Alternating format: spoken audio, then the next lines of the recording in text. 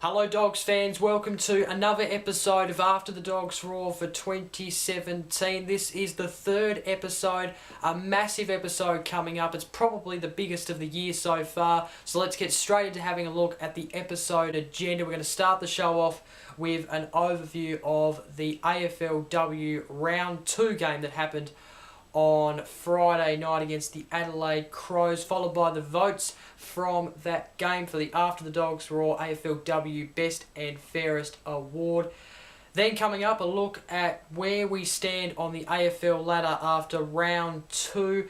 And then we're getting into the men's. Our AFL Premiership side will start their defence in the pre-season competition against Melbourne on Saturday. I'll be looking at that game, but before I do that, I'm going to be having a look at the 2017 AFL squad. Some changes to the squad, some ins, some outs. I'll be having a look at that. And then to top off the show, after our preview of the JLT Community Series Week 1 game against Melbourne, I'll be previewing the Round 3 AFLW game, which is also against Melbourne. So a lot coming up in this third episode of After the Dogs Roar for 2017. Let's not muck around, let's get straight into the episode. So the weekend started on Friday night when our AFL women's side took on the Adelaide Crows at our very own Victoria University Whitten Oval. Over 7,000 people attended this match, so look, the fans just keep coming out to these women's games, and well, the fans just keep coming out to support our Western Bulldogs women's side at our beautiful Whitten Oval. It's always such a sight seeing all the people at Whitten Oval. It does take you back to those days when games used to be played at Whitten Oval, which is just a very beautiful ground. This was a close game in the first half. We didn't kick a goal in the first quarter. We only kicked 5 behinds to Adelaide's 2 behinds and 1 goal, which was the only goal in the first quarter. So we were behind at quarter time. It was relatively close though. It was relatively close in the second quarter. We did kick 1 goal, 1 behind in this quarter. So we had 1-6 to the Crows' 3-5 score. The game just started to blow away from us in the second half though. That's where it really went wrong, and where the game was starting to go the Crows' way. We were going to half time. It was a very close game, and even the start of the third quarter was relatively close. We could have won it, but yeah, 3/4 time was the Crows 6-5 to the Dogs 2-9, and then in the end, unfortunately, we lose our second game. The final score 2-11-23, us to the Crows 7-6-48. The Crows win the second game. Of course, they are now still undefeated in the women's competition. They won last week against the Giants, so they are on a roll. But in terms of our Western Bulldogs side, we just let ourselves down in the second half. That's where it really went all wrong. It was quite close at the start of the third quarter, but then the Crows were able to just, for some reason, kick away. So the goal kickers from our Western Bulldogs women's side on Friday night were Brennan and McLeod. Of course, we only kicked 2 goals for the entire game, and then the best players from our Dogs outfit were Blackburn, Kearney, McLeod, Scott and Spark. Of course, I'll be giving you my votes very shortly. Of course, like I mentioned, in front of a crowd of just over 7,000 people. So, fantastic effort in terms of the people. Our Western Bulldogs women's side, unfortunately, just letting ourselves down in the second half and losing the match. Hopefully, we can bounce back next week and win against Melbourne.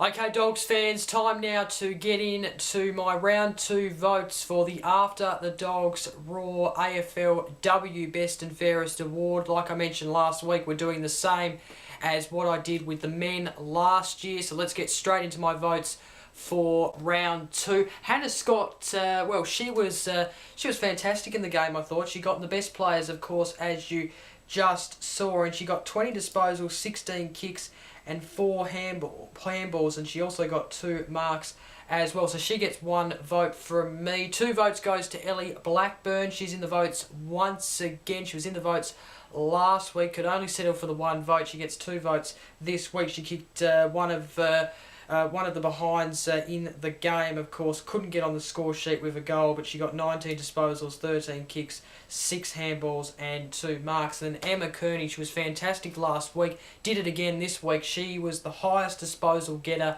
and I thought she had the biggest influence on the game in terms of the positives from the game. She got 23 disposals, 13 kicks, 10 handballs and 2 marks, and runs away from the game, not with the 4 points, but with the 3 votes from me for the After the Dogs Roar Best and Fairest Award AFL Women's. So there you have it.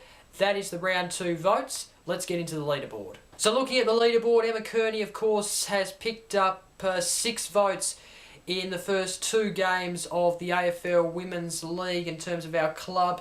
So she sits there with 6 votes. Ellie Blackburn is second on 3 votes. Katie Brennan, who got 2 votes last week, couldn't quite get in to the votes this week. She's third on 2 votes. And then Hannah Scott, who got 1 vote this week, is fourth and rounds out the leaderboard. Okay, time now to get into the ladder and where we stand after round 2. Here is the ladder. Of course, the Crows top of the table after that win against us. We sit in 4th place, and quite frankly, it's fair to say that's not good enough, because only the top 2 go through to the big day, the big dance, and that is the grand final, the women's grand final. It's no knockout, so look, we have to win next week against Melbourne, because well, they've got 1 loss, 1 win.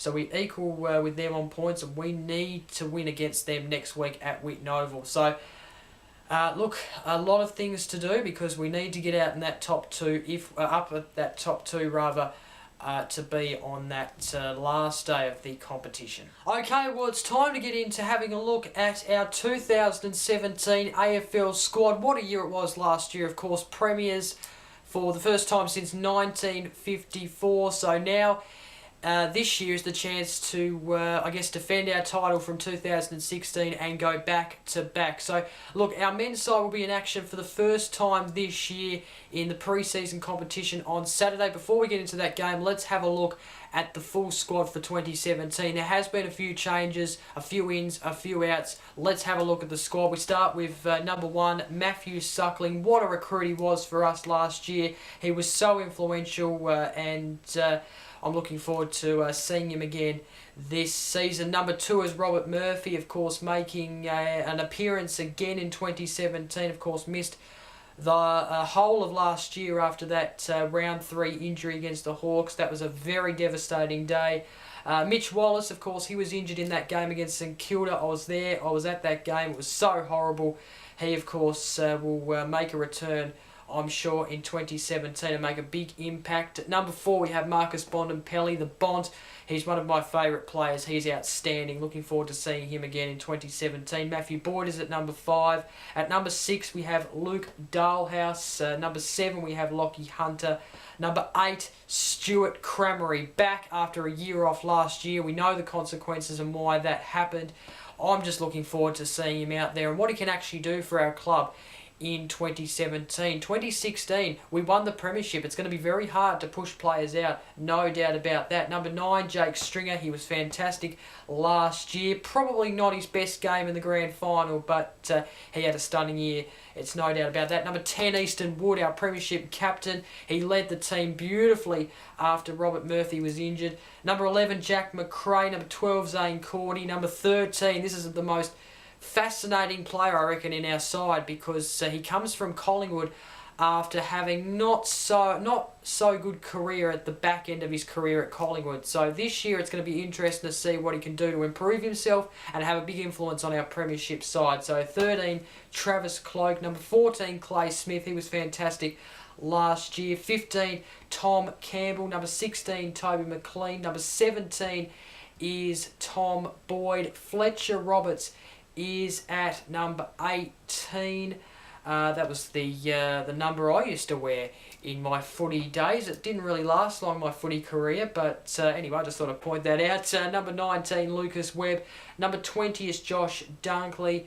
At 21, we have Tom Liberatore. What an off-season he had from the grand final, and then going on to the off-season, he let out a few funnies, wasn't it? But he's back, and he was fantastic last year, no doubt about that. Number 22, Mitch Honeychurch. Number 23 is Jordan Roughhead. 24 is Shane Biggs. 25 is Marcus Adams. 26 is Declan Hamilton. Patrick Lipinski is at 27. 28 is Josh Pruden. 29 is Tory Dixon. Fergus Green is 30. 31 Bailey Dale. 32 Kieran Collins. 33 is Lewis Young. 34 Bailey Williams. 35 Caleb Daniel, the small man, an absolute popular player. 36 is Brad Lynch. 37 Rourke Smith. Dale Morris is at 38. Our Norm Smith medalist from last year in the grand final, Jason Johannesson, at 39. This is going to be a bit of a mouthful to get out. Nathan Blunga McHugh at number 40. I hope I pronounced that right. Liam Picken at 42. 43, Jack Redpath. We know that he is probably not going to come back until probably the back end of the season next year. Timothy English, looking forward to seeing this young draftee. He was our highest draftee at pick 19. 44, his number. Tristan Tweedy at 45. And then Ling Jong, of course, there was a lot of rumours about him leaving to Collingwood. He didn't end up leaving. Instead, he stayed, and that is fantastic news. He's at 46. Looking forward to seeing what he can provide to the Dogs in 2017. And if you want to know the outs from our side from last year to this year, here are the departures. Jed Adcock, of course, retires. Luke Goatsy was delisted. Joel Hamling was traded to Fremantle, unfortunately, it's a real shame, but then again, we have to let players go. That's just the nature of the game. Nathan Hovat was traded to North Melbourne. Will Minson was delisted, of course. He ended up retiring, though. He ended up retiring, so we did delist him, but then he's been retired as a Western Bulldogs player, so that's fantastic. Josh Pruden was delisted. And then finally we have Kobe Stevens traded to St Kilda. So there you have it. That's the ins and outs, our team for 2017.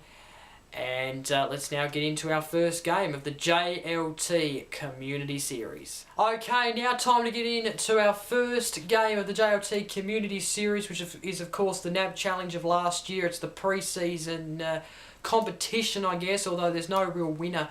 Of course, it will all take place on Saturday the 18th of February against Melbourne at Victoria University, Whitten Oval. Of course, you can watch the game on Fox Footy. You can watch every game of the JLT Community Series on Fox Footy. So all the Western Bulldog games will be on Fox Footy. And I really like the concept of this Community Series because they're taking games out to so many venues that just don't normally host AFL football, so that's fantastic, and Whitten Oval is one of them. And we know a couple of years ago we actually had a pre-season game at Whitten Oval against Richmond a couple of years ago, which was fantastic. So it's great to have a pre-season game back at Whitten Oval, and the people will come along because it is a double header. I'll speak more about that in just a couple of moments. We're versing Melbourne, which I'm sure with their new coach is going to plug in a few strings and try out things of their own. But in terms of our side, I'm expecting a lot of our draftees to get a go in this game. Probably in the next game too. I'm sure we're not going to go hard early. We're not going to be playing our full side, I don't reckon. Although, I'm not quite sure, to be honest. I have heard that we're just going to be playing a lighter side to start off with. In terms of Stuart Crameri, I'd love to see him, and same with Travis Cloak as well. I think we're all kind of fascinated about how he can make an influence to the side this year. So I'm really looking forward to just seeing the men back in action, seeing our premiership side. It's been a while since grand final day, over 100 days now since our premiership win, and of course our title defence. It doesn't really start until March, but this is definitely practice until the proper season starts. So looking forward to it. It's on Saturday the 18th of February, 4:40pm is the time. It's at Whitten Oval. Of course, you can watch it on Fox Footy, as I mentioned. And to cap off the doubleheader on Saturday, it's our women's side playing their round 3 match against Melbourne. That game will be starting at 7:40pm on Saturday the 18th of February.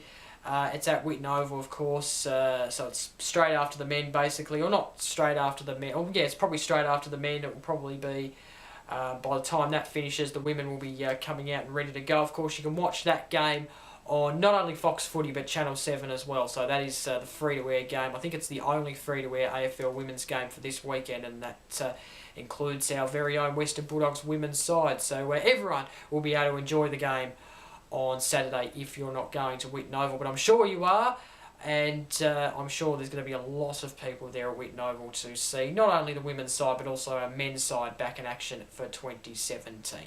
And that will do for the third episode of After the Dogs Roar for 2017. I do hope you enjoyed this episode. Don't forget to like, comment and share this video, because look, it does take a lot of time to produce this show, as you know, I find it very enjoyable, but it does take a lot of time. So I'd love the support. If you could just press that thumbs up button, that's all you really need to do. If you want to post a comment, then that would be lovely as well. And sharing the video does a lot of work as well. So if you're supporting this show and my channel, then thank you very, very much. Of course, next week's episode, back next Tuesday, I'll be reviewing the women's and men's game from the weekend. So another big episode coming up next week. So until then, I'm Jacob. Hope the Dogs win on Saturday. Bye for now.